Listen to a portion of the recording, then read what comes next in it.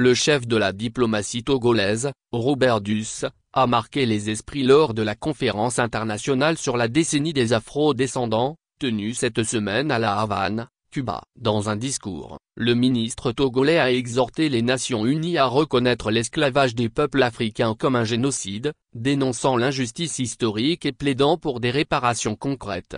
Pourquoi les crimes commis contre certains peuples sont considérés comme un génocide?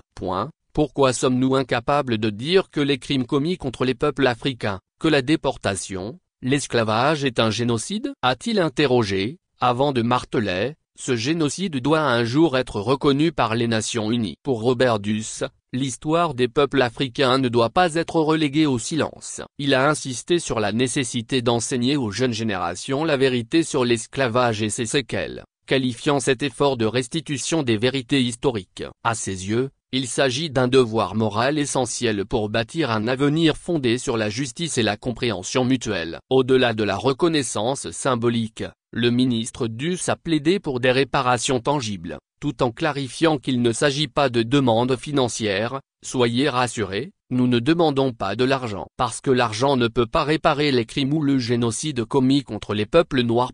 Peu importe la forme qu'elle prendra, mais il faut qu'il y ait réparation. Robert Duss a également élargi son discours à la lutte globale contre le racisme, appelant à une mobilisation collective des nations. Selon lui, cette lutte nécessite une approche concertée, intégrant des politiques éducatives qui mettent en lumière l'histoire des Afro-descendants et de l'esclavage.